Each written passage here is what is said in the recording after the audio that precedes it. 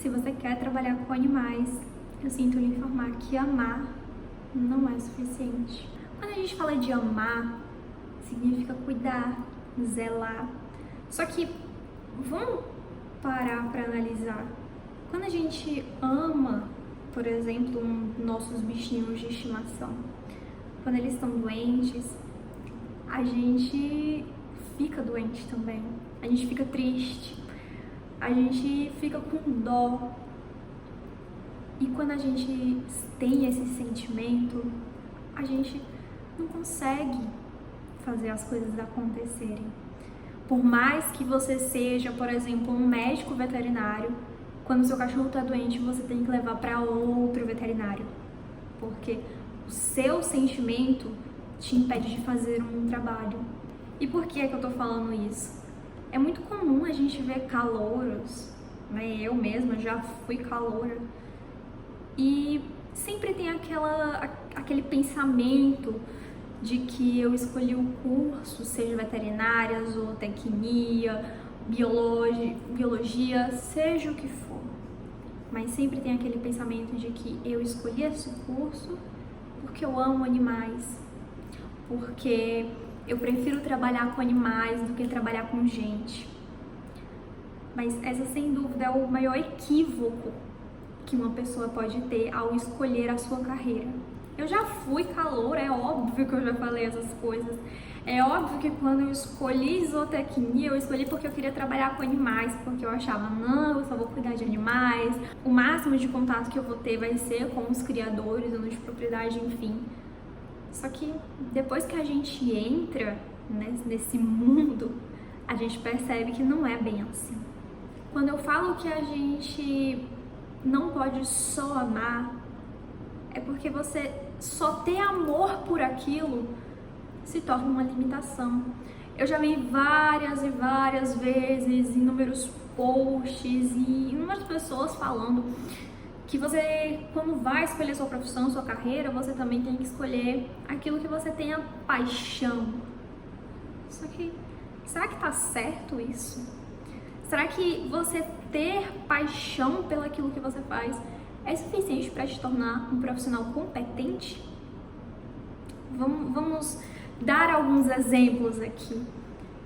Se você é, por exemplo, um médico veterinário e você ama os animais, você vai sentir um certo desconforto quando você vê, por exemplo, um animal morto, quando você perder um paciente, até mesmo nas aulas, porque em aula de anatomia, fisiologia, em coisas, você acaba também tendo que ter esse contato. Imagina você chegar na clínica, ou então você já está na clínica e chegar até você um paciente que está muito mal, muito mal. Eu, quando era auxiliar veterinária, chegou casos que eram horríveis. Eu nunca vou esquecer de um caso de uma gatinha, o nome dela é Maria Clara. Graças a muito trabalho, ela ainda está viva. E quando ela chegou, ela foi fruto de um resgate. Ela estava literalmente com a barriga aberta, o abdômen dela estava aberto e não podia fechar porque estava tendo metástase. Se nós, profissionais, naquele momento, simplesmente no nosso coração tivesse amor, a gente não teria conseguido salvar essa gatinha. Porque quando a gente ama, as coisas são recíprocas. Então, se aquele animal está doente, a gente vai se sentir mal por ele. E isso pode acabar influenciando nas nossas tomadas de decisão. Imagina você estar, por exemplo, com essa gatinha que eu estou falando para vocês, e você ter que fazer a debridação da região lesionada, você ter que fazer a limpeza, ter que dar remédio, sendo remédios esses, às vezes intramuscular, sendo intravenoso, e você vê o gato miando, você vê que ele está desesperado, que ele está com dor. Quando você ama, aquilo te afeta. E você não consegue tomar as decisões certas. Você não consegue fazer um bom trabalho porque aquele sentimento tá te afetando. Então, por isso que eu falo que amor não é suficiente. Você precisa ter uma casca grossa. Eu não tô dizendo que vocês não podem ser sentimentais, longe disso. O que eu tô querendo dizer é que os sentimentos não podem atrapalhar o seu trabalho, não podem atrapalhar a sua tomada de decisões, não pode atrapalhar as suas ações. Eu nem sempre fui durona, como falam, como eu sou hoje. Na época, foi aí que eu aprendi a ser durona, porque eu via os casos que chegavam. Tinham animais que chegavam muito mal. E eu ficava me perguntando, poxa vida, o tutor não viu que o animal tá doente? Como é que ele só deixa chegar nesse estado? Né? Isso eu tô falando assim porque foram muitos casos que eu já presenciei. E quantas vezes o meu trabalho poderia ter sido negligenciado porque eu me sentia mal pelos animais que eu estava atendendo. Vocês estão entendendo o que é que eu tô querendo dizer? A questão não é você ter os sentimentos, porque isso te faz humano. Você ter sentimentos é o que faz você ter um diferencial. Você tem que gostar daquilo que você faz, você tem que ter afeto, ter paixão, mas isso não deve sobressair.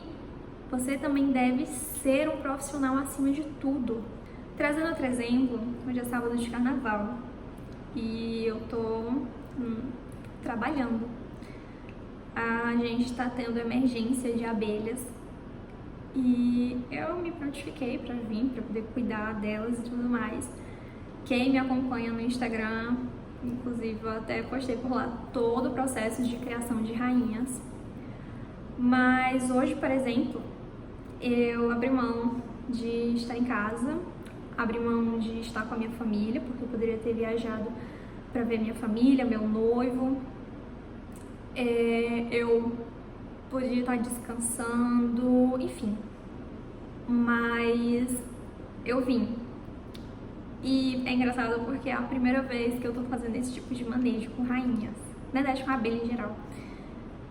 E quando a gente vai fazer esse manejo, né, de abelhas emergentes e tudo, a gente tem que pegar, tem que identificar, tem que colocar, botar em outro lugar, junto com as nutrizes, enfim. E eu tava fazendo isso me tremendo. Eu realmente tava me tremendo, porque era a primeira vez que eu tava fazendo isso.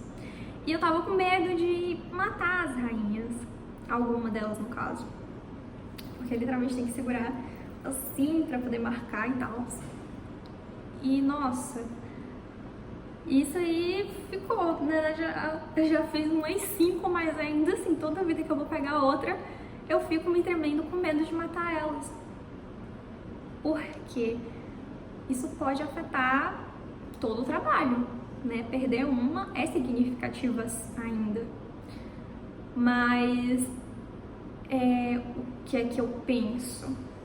Que esse é meu trabalho.